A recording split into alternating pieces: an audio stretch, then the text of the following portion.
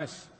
اعلموا أن أعظم المعوقات عن الاستقامة هي الفتن التي تصد عن سبيل الله وتوقع في الضلال، وما أكثرها في هذا الوقت، وما أكثر الدعاة الذين يدعون إليها من خلال الكتابات، من خلال التغريدات في التويترات وما أشبهها من وسائل الاتصال التي انتشرت بين الناس اليوم وملأت بيوتهم.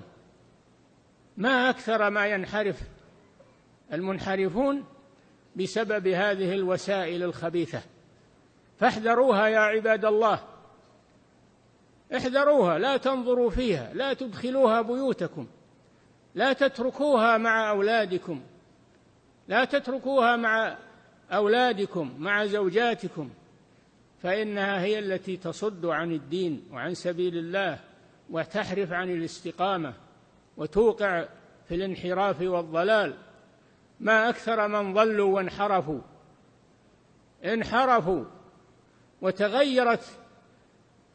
تغيرت ملامحهم، تغيرت طريقتهم، يظهر ذلك عليهم من تصرفاتهم ومن أقوالهم وأفعالهم، ثم هم مربوطون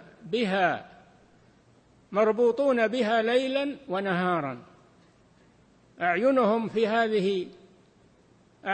في هذه الأشياء، في هذه الآلات الخبيثة. ماذا جاء؟ ماذا حدث؟ دائما حتى إنهم أصيبوا بالمداومة عليها، أصيبوا بالإدمان. ذكر أهل الخبرة أن من وقع فيها يصاب بالإدمان فلا يصبر عنها، وهذا شيء ظاهر. دائما ترونهم أعينهم في هذه الأجهزة، في جيبه أو في سيارته أو في دائما، حتى ما يتكلم مع من بجنبه، حتى لا يكلم أهله ولا أولاده في بيته، دائما مع هذه المواقع.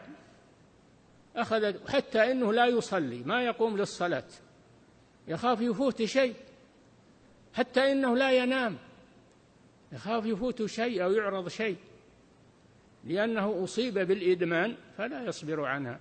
ولو أنه من الأول تجنبها لسلم منها.